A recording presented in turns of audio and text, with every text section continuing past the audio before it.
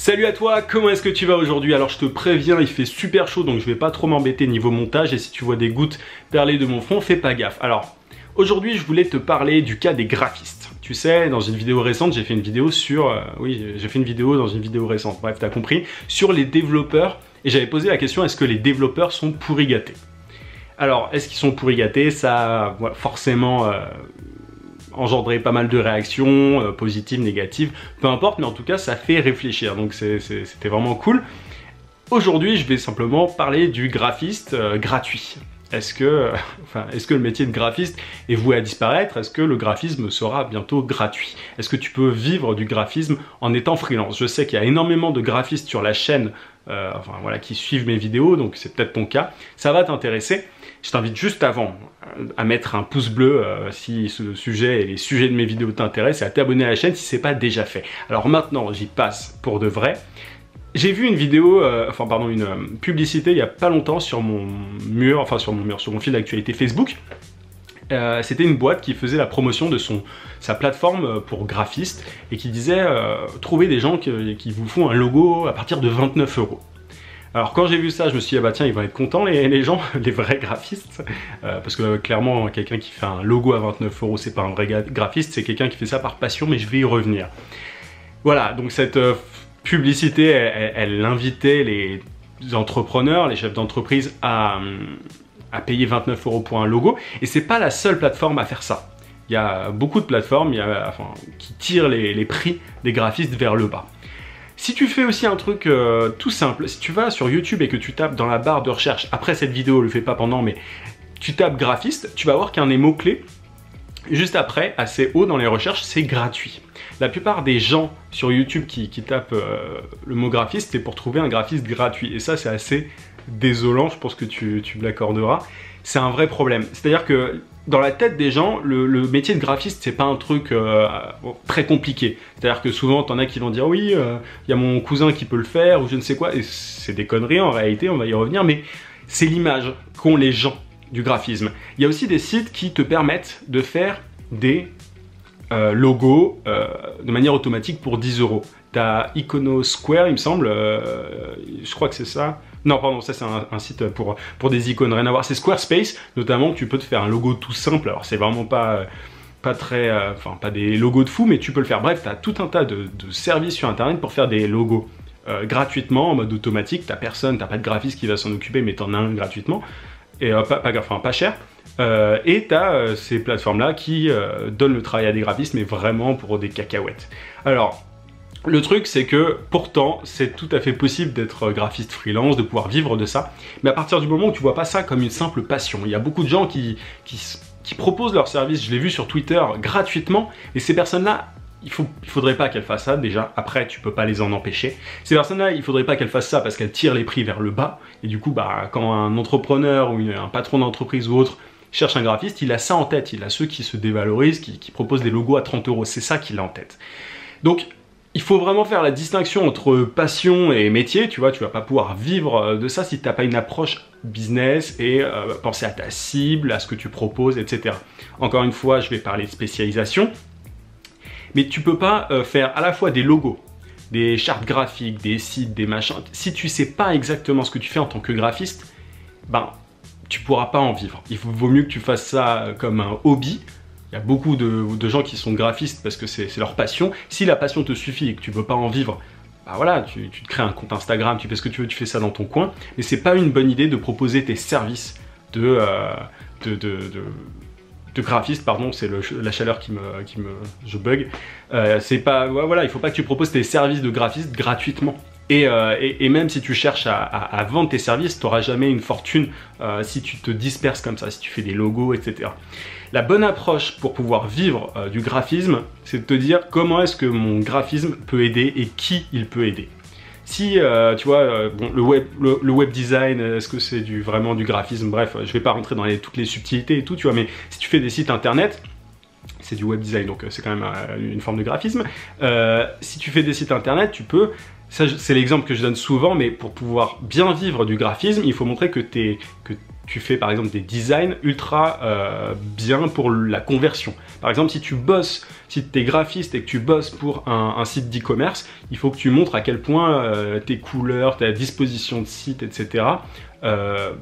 Poussent à la conversion. Et encore, c'est plus un métier d'UX designer que de pur web designer, il me semble, même si je suis pas spécialiste. Mais en tout cas, le meilleur moyen pour pouvoir vivre du graphisme, c'est de concrètement montrer ce que ton logo ou autre apporte au business. Alors, il faut avoir du coup une approche stratégique. Un logo en soi, ça peut être bien facturé, tu peux le faire, voilà, le facturer cher, mais c'est pas le premier truc.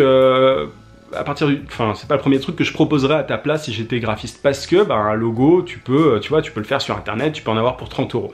Et après, si tu vises forcément des clients qui ont de l'argent dès le début, peut-être que tu peux t'en sortir, mais il pourra très bien se dire, il y a vraiment un intérêt à montrer ce que ton logo apporte et pourquoi est-ce qu'il te choisirait. Ça peut être ton expérience, mais si tu n'as pas d'expérience au début, tu vois, si tu n'as pas travaillé avec Nike et je sais pas quoi, bon, c'est des gros exemples, c'est foireux, mais tu as compris, si tu n'as pas plein d'expérience avant, il n'y a aucun gros client qui te paiera ton logo 4 000 €, tu vois ce que je veux dire.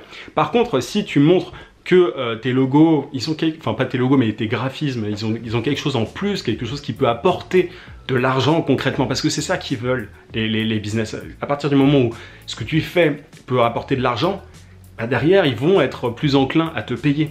Et du coup, là je te parle de logo, c'est un mauvais exemple, mais par exemple, je sais pas, si c'est le graphisme total, je sais pas, d'une bouteille pour une marque de luxe, par exemple, d'alcool pour une marque de luxe, pour le coup, le logo est ultra important.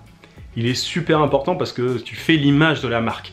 Si tu t'occupes vraiment du cœur en fait d'un business, si ton graphisme est au cœur du business d'une entreprise, là derrière tu vas avoir plus de levier pour pouvoir imposer un prix élevé. Tu vois ce que je veux dire? C'est vraiment très différent. Mais si tu commences à faire des graphismes, des machins, à partir du moment où tu es un accessoire, entre guillemets, à partir du moment où tu n'es pas essentiel pour le business, tu gagneras jamais énormément, tu vois, si tu fais simplement des petits visuels pour les réseaux sociaux et tout, à part si tu as ton style pur, ton style particulier à toi, quoi, si tu es le seul à pouvoir faire ça, là derrière c'est différent. Mais tu vois qu'il y a différentes choses, soit tu te positionnes par rapport à, de manière stratégique par rapport au business de l'entreprise et tu lui montres ce que ton graphisme peut lui apporter, lui faire gagner de l'argent en gros, soit tu as ton propre style ultra particulier et bien connu, ou bien très particulier et qui fonctionne avec le type de business à qui tu proposes ton service. Je ne sais pas si c'est clair, mais voilà, c'est vraiment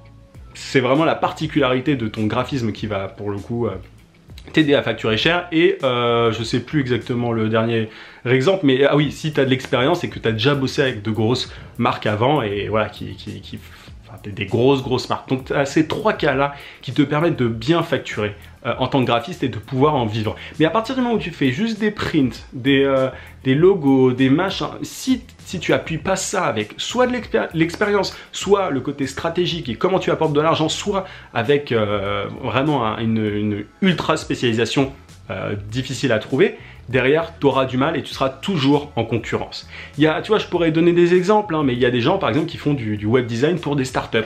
Ils les aident à optimiser leur taux de conversion grâce au design du site. Ça c'est ultra pointu et il y a des gens qui gagnent énormément d'argent avec ça. Et évidemment, c'est pas des startups qui commencent. Et ça, je ne vais pas revenir sur ma vidéo sur les 4 types de clients, mais ce sont des startups qui ont levé des fonds. Parce que les startups qui ont levé des fonds, elles ont de l'argent à investir. Et si tu leur montres que tu peux leur faire gagner de l'argent, là, elles t'embauchent et elles te payent cher.